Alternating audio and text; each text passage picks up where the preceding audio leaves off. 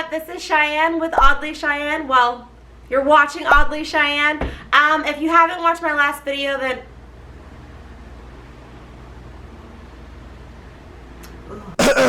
Hey everybody, this is Cheyenne and you're watching Oddly Cheyenne. Okay, so in last video we talked about what every influencer faces. If you haven't seen that video, you can still watch this video, but I recommend that you check out that video after this one. What I talked about in that one as a recap, just go watch it. It's what every influencer goes through, at least one period of their media life. I highly recommend it. This video today is going to be about... What's the title of today's video? Oh, this is a good one. This is a good one. Your inner voice will destroy you. Your inner voice will destroy you. And in this segment or this video, what I'm going to be referring to from your inner voice is more so your self-saboteur, not so much like that little voice inside of you. It's like the one that pretends to be the little voice inside of you telling quit, stop, don't live your best life, because who needs that? Let me fix my light. I'll be right back. Is that better? I feel like I'm a little washed out. Your inner voice is your worst enemy. But today we're going to talk about how to make your self-saboteur your best friend. Just know I go through my handy dandy notebook. It has all my notes in here. Duh. I mean, it's a stationary little set, so what else is going to be in here? Not your voice inside of your head, but the self-saboteur. Now that we've gotten that out of the way after like 2 minutes.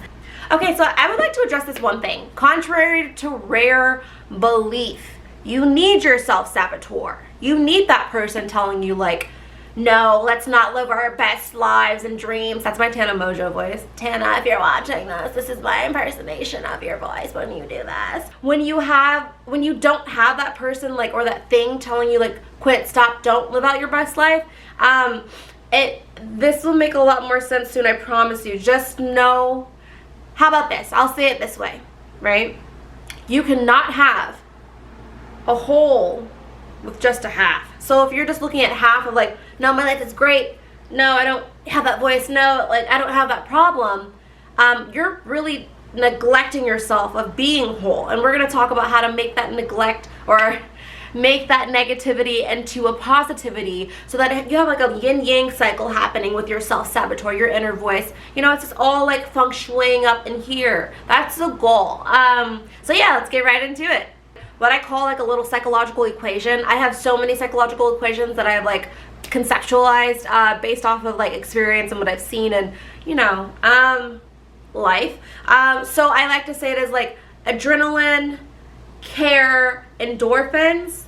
Right, so there's a fork, right? There's a forked road when you have adrenaline.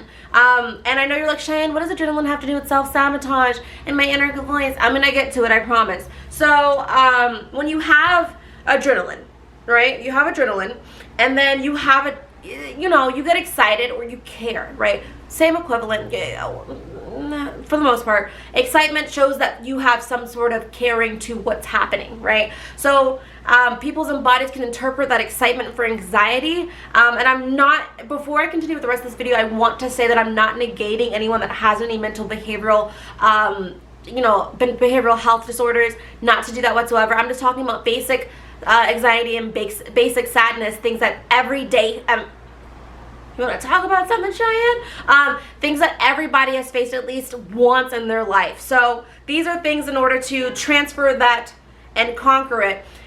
Before I go on with my equation, I will also say that, you know, with energy, you can't ever get rid of energy, right? Let's take it back to biology. You can't ever get rid of energy, but you can transfer it. You with me now? Okay. So when you have adrenaline, right, it can turn, obviously you have that care, right? And adrenaline being like you being like, I don't know, say for instance you have a project going and you have like that burst of adrenaline. You're like, okay, I gotta get this done, I gotta get this done. You have that adrenaline boost, boom, example, right? Then it turns into excitement. That excitement or care can turn into anxiety. Your body cannot differentiate excitement and anxiety. It is your mind that allows you to distribute those thoughts, right? So it sounds like, well, I can't control. Hold on, let's slow down a little bit. We're gonna also address a lot of these psyche conflicts that people face on a daily basis as the videos progress, but I want to introduce you guys in phases to these concepts, because I don't want to just douse all this information on you. But as human beings, we don't work that way. We can't just process a whole bunch of information in one day, at least not for the most part. Process a whole bunch of information in one day and then use it for the rest of our lives. So we're gonna just stay with me, subscribe to all these Cheyenne, because it's gonna take some time for us to get through all these phases, and I really want you guys to stick around so that you guys know and you guys are up to date with everything that is happening. Now we're at a couple of minutes and I haven't gotten to the base of my point yet. It's hard. I'm a Gemini. So rude. Nah, they're playing with me. You guys heard that, right? I said so rude, and they... Okay, so anyway,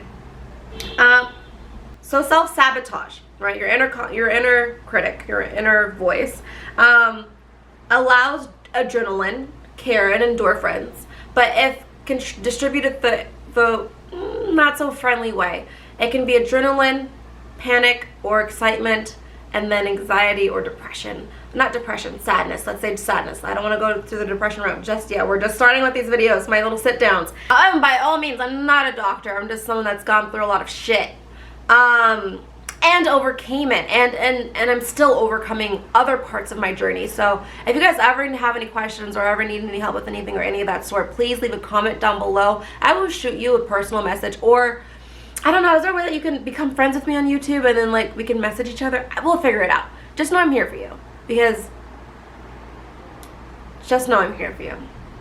Okay, so so we did the breakdown on energy, of how energy cannot be destroyed but transferred.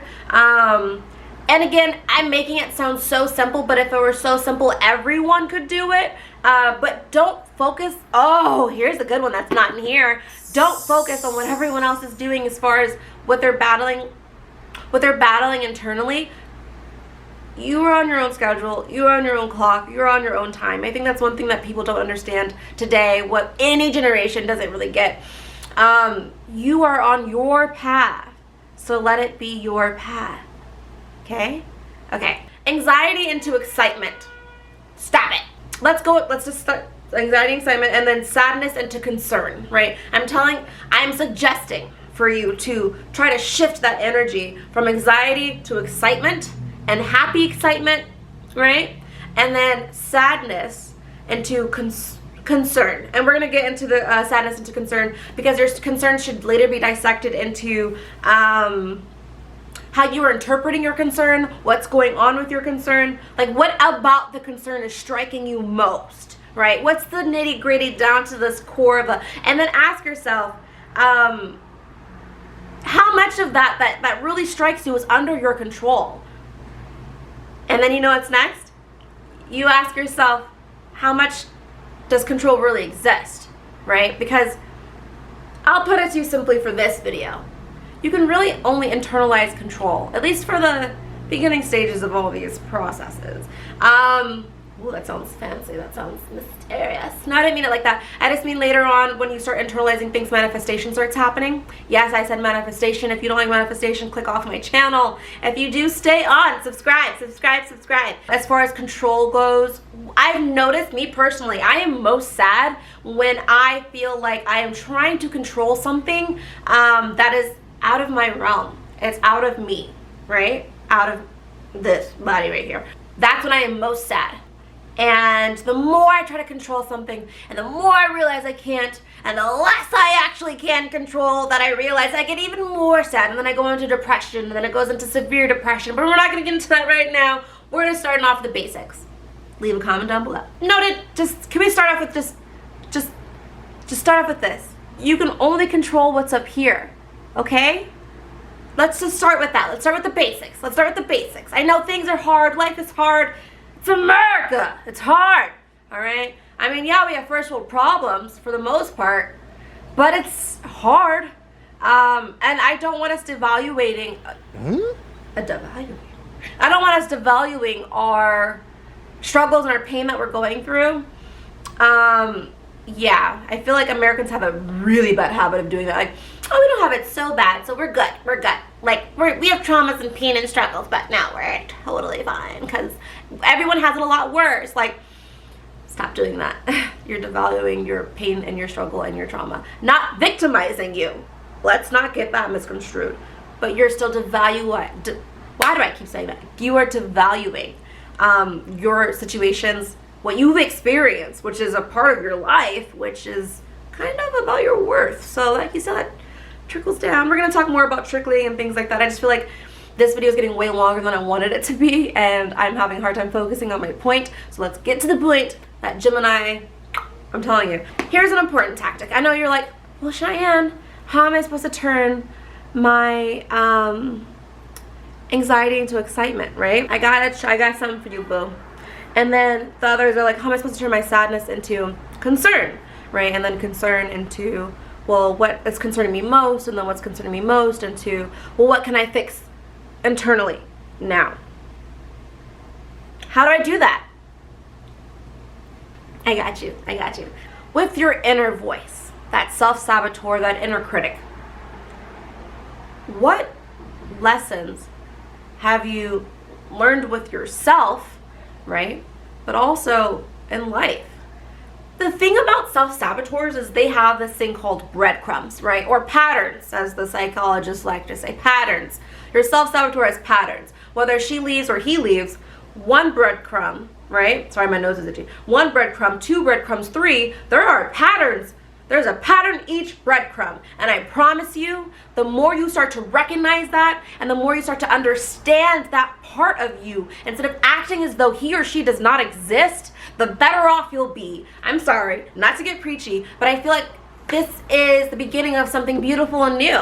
And I really want you to get it ingrained in your head that the more you know yourself, the better off you'll be. You'll be surprised how much you don't really know yourself. You'll be surprised. At least I was. And I'm still learning, so yeah. It's crazy. Based off of those things that you've learned about yourself, or based off of the patterns or the breadcrumbs that you've noticed, right? How can you use this to your advantage? I know this makes me feel like this, right? And this, I should react this way because this breadcrumb says this. I'm not saying for you to know everything about yourself in one night. In fact, this is going to take multiple nights. This may in fact take the rest of your life. But wouldn't you start now? Wouldn't you rather start now? Sounds pretty beneficial to me. Who am I though? I mean, other than oddly Cheyenne. If you say, hey, I want to be the specific type of way, right? Or I want to react to this type of way, or I want to feel this way to this. Look at your patterns and see how you can switch that around. How does that anxiety turn into excitement, good excitement? How does that sadness turn into concern and then into care, right? We need to break down things because the thing is we're so used to just talking on the defense, even with ourselves. Like, no, I'm okay. This is just the problem. What's the actual problem? What's good? Like, what's happening? Talk to me. You'd be surprised what you can find. Oh, one last thing. Stop tearing yourself down. We're going to talk more about that. But what I want to say on this note before I go, because this video is way longer than what I want it to be. Stop tearing yourself down. Your brain can hear you. You realize it or may not realize it, most likely may not, but every word that comes out of your mouth, your brain understands. Maybe not your conscience, but your subconscious does. And then it also trickles down into things.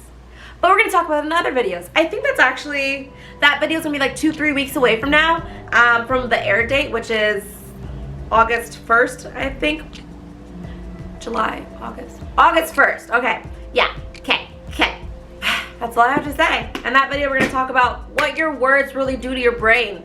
Okay, well, thank you guys. Again, this is Oddly Cheyenne. My name is Cheyenne. Happy New Year, happy birthday, happy Valentine's Day, and Merry Christmas. Oh, and happy Hanukkah. Okay.